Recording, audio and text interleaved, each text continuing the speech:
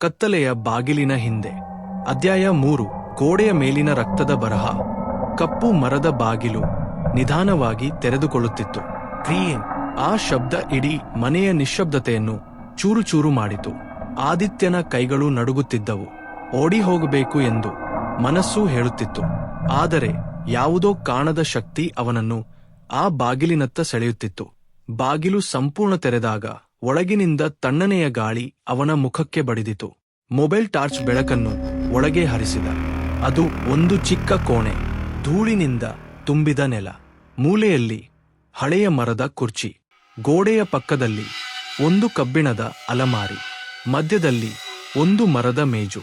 ಆ ಮೇಜಿನ ಮೇಲೆ ದಪ್ಪ ಧೂಳಿನಿಂದ ಮುಚ್ಚಿದ ಕಂದು ಬಣ್ಣದ ಡೈರಿ. ಇದೇನು? ಆದಿತ್ಯ ನಿಧಾನವಾಗಿ ಒಳಗೆ ಕಾಲಿಟ್ಟ.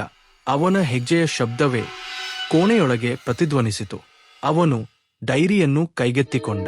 ಅದರ ಮುಖಪುಟದ ಮೇಲೆ ಒಂದು ಹೆಸರು ಕೆತ್ತಲಾಗಿತ್ತು: ಶಂಕರಯ್ಯ, 1986.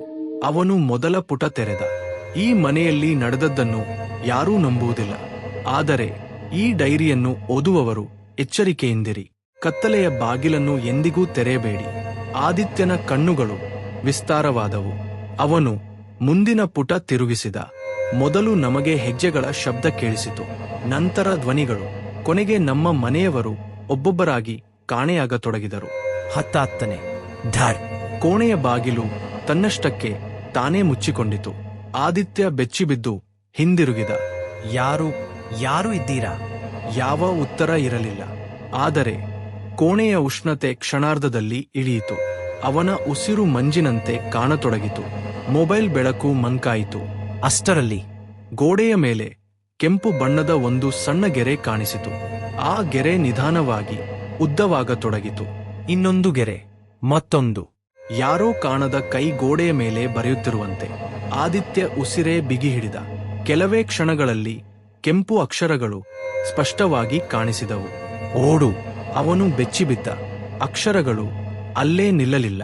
ಮತ್ತಷ್ಟು ಪದಗಳು ಮೂಡಿದವು.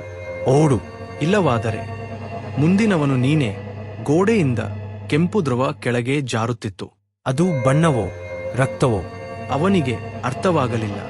ಅವನು ಡೈರಿಯನ್ನು ಹಿಡಿದು ಬಾಗಿಲಿನತ್ತ ಓಡಿದ.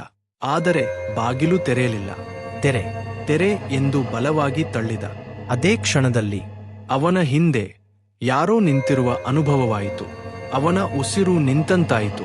ನಿಧಾನವಾಗಿ ಹಿಂದಿರುಗಿದ. ಯಾರೂ ಇರಲಿಲ್ಲ. ಆದರೆ ನೆಲದ ಮೇಲೆ ಹೊಸದಾಗಿ ಮೂಡಿದ ಒದ್ದೆಯಾದ ಹೆಜ್ಜೆ ಗುರುತುಗಳು ಅವನ ಕಣ್ಣಿಗೆ ಬಿದ್ದವು. 1, 2, 3.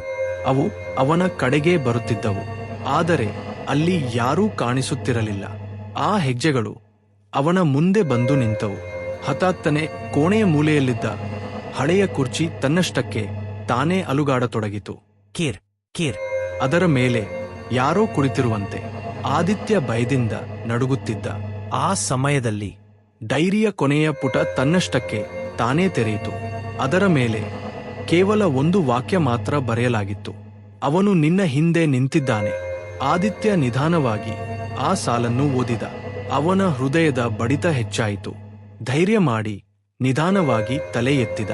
ಡೈರಿಯ ಹಿಂಭಾಗದಲ್ಲಿದ್ದ ಒಡೆದ ಕನ್ನಡಿಯಲ್ಲಿ ಅವನ ಪ್ರತಿಬಿಂಬ ಕಾಣಿಸುತ್ತಿತ್ತು. ಆದರೆ ಅವನ ಹಿಂದೆ ಒಂದು ಉದ್ದನೆಯ ನೆರಳು ನಿಂತಿತ್ತು. ಆ ನೆರಳಿಗೆ ಕಣ್ಣುಗಳಿರಲಿಲ್ಲ, ಮುಖವೂ ಇರಲಿಲ್ಲ.